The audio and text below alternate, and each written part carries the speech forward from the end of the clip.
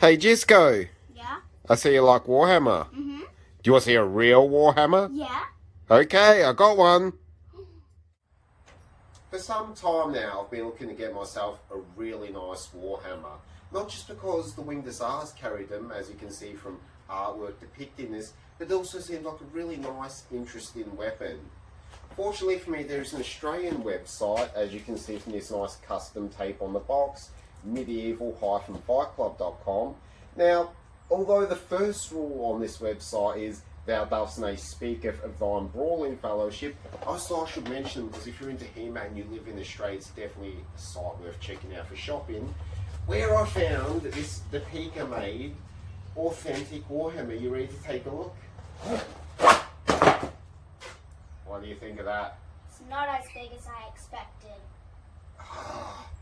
Stars, no one's ever said that to me before, but in all reality, you are familiar with the depiction of Warhammers in fantasy films and fantasy video games, in which they are huge chunks of metal that must weigh like 50 kilos, and only the biggest, brutiest man could swing it, and it'll just be slow as hell anyway. Real fighting Warhammers are that size, so now that you're actually holding it, how does the weight feel to you? Do you reckon It's very light and cool. Very cool. As you can see, the Warhammer weighs in roughly a kilogram. Here you go. As a matter of interest, let's weigh a regular hammer and see what the difference is. Well, here we have it. The regular hammer weighs in at 860 grams. The Warhammer is roughly a kilo even. That means that for combat purposes, you're only adding 140 grams more than what your standard hardware hammer you might use on the job site weighs.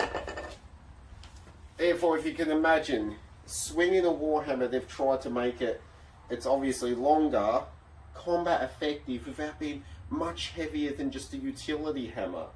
Now, as you can see, it's got two modes. One is for smashing. It's got some nice little spikes on there. It's just going to peel open armor like a tin opener. The other side is for penetration. So, your Warhammer, two modes, smash and penetrate. Sounds familiar. Anyway, the handle, as you can see, is a square cross section, and it's got this plate riveted on to obviously keep it in one piece. Now, I'm not a fan of square grips. They're not the most comfortable feeling thing. I've heard people say on the internet before that the reason it's square is so you can flip between smash and penetrate mode and have it lined up exactly if it was round and might twist in your hand or whatnot. So that possibly is an explanation for why there is this square grip. And it's not too bad when you think about it. Now, obviously, the Warhammer is very forward weighted.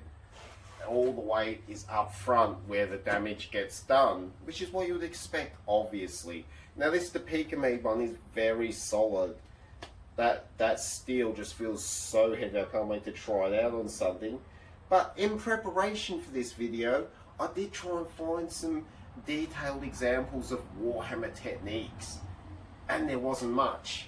Now, there's two explanations for this. One is that it is a lost art. Being able to club people with a Warhammer is something that just isn't practiced very in-depth these days. Although the more likely explanation, the second explanation I reckon, is that they were just never used with a hell of a lot of finesse. Obviously, I don't think you can stand there and try to do any complicated parry, riposte moves with this kind of weapon. It's a single-handed one, obviously from the length, it's not a pole arm. Therefore, even though this is called a foot soldier Warhammer, I believe it could be used on horseback as well. We'll get to that later. When you're on foot with your Warhammer, you're facing down your enemy, you can have a shield in the other hand. So obviously it's a game of hiding behind your shield and trying to crack their head while not getting yours cracked open. I think that's probably as in-depth as you get with technique for a Warhammer, but I'm no expert. So what do you think? Should we try smashing some stuff? Yeah. Alright, we're going to give it a try. Alright, time for round one. Solid ice.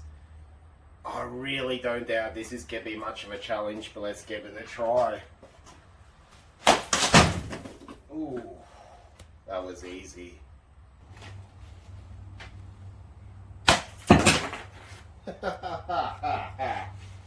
Alright, let's try some penetration now. Just a light one, see if it goes through. Oh, so easy. Now this Deepeeka made one. The head, as you can see, has a plate that goes all around, holding it fastened. And what can I say? The construction is pretty damn solid, and I don't think we're going to have any problems with it, but let's keep smashing stuff anyway.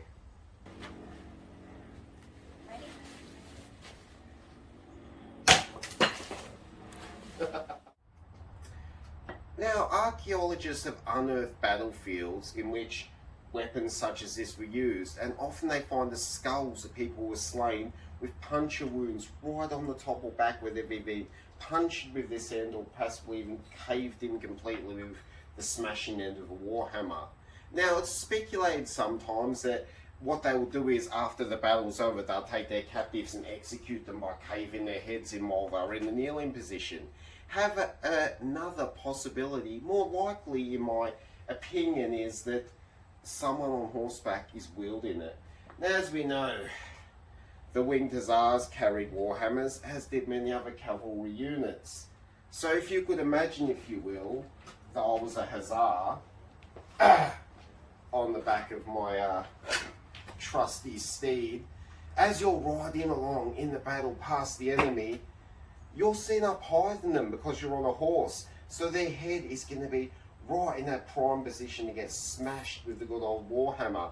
And as I said before, there's not much sophistication in foot swinging it because you're hiding behind your shield a lot of the time. If I'm on horseback, I ride up, I take one big swing, I either hit or miss, and I keep going. He's back there. I'm not going to stop and fight, parry, riposte against some guy standing there. You ride past, get in, get the job done, and then get out of there.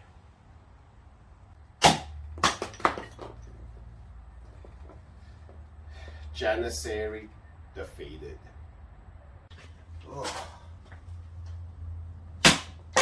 Oh, just too easy. Oh, fuck. As you can see, cracking someone's coconut with a warhammer is not exactly challenging. However, no one was walking around just with their head exposed on the battlefield, at least no one intelligent. Often armor was involved. Now, obviously, I don't have any proper plate armor helmets for reenactment or whatever purposes. If I did, I'd be wearing it, not smashing it with a hammer, that's for sure. They are quite expensive. However, I do have one of these surplus Russian helmets from the disposal store. Now, it's not metal, it's actually that hard plastic, but we're going to see while it stands up to the old warhammer. Whoa! I didn't really put a hell of a lot into it, and that just went straight through with the smashing end. That would definitely kill whoever that hit. Ooh, look at that. Okay, I actually thought that it might bounce off or curve down the side because it's rounded, and that's why helmets are round, so force is deflected. However, I guess an added element of having these little teeth on the smashing end is once you touch something, it would grip and bite in, so the force actually goes into the object and doesn't just slide off. So just with that in mind, these make a hell of a lot more sense to me now than what they did before. And as you can see, that comrade is never going to recover from that shot.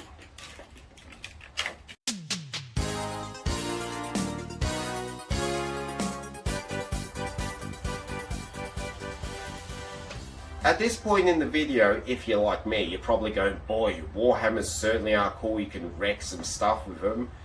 However, how does that help me in a practical or self-defense situation in the current year? I mean, you can't just walk down the street carrying one of these. It would look kind of suspicious. However, I have a solution to that very problem. Dress as a tradesperson, problem solved. Now for me, this isn't some kind of costume, it is actually work clothing. I do this kind of work for a living. However, if you dress as a tradie, not only do you have a legitimate reason to be carrying a hammer around, you also have a ready-made holster. See here, I'll just get rid of this lame workplace hammer and replace it with my Warhammer, and none of the wiser. You could walk down the street like this, you could walk into a bank like this, you could go anywhere like this, and it just looks like you're going to or from work, and you always got your trusty Warhammer available if you need to use it. An added advantage of this too is, if you're carrying one of these around on the work site with you, it makes employee-employer relations a hell of a lot easier. I don't think the boss is going to come and give me shit about taking that extra hour for lunch if I'm holding one of these when it comes to give me a dressing down. Now I know what you're thinking. Most workplaces, the hard hat is compulsory. What if he's wearing one of them? Well, we're just going to find out what happens when one of these hard hats tries to resist the overwhelming force of the Warhammer. Alright, Mr. Bossman, let's see how this holds up. Oh, I went straight through. Let's give it another go.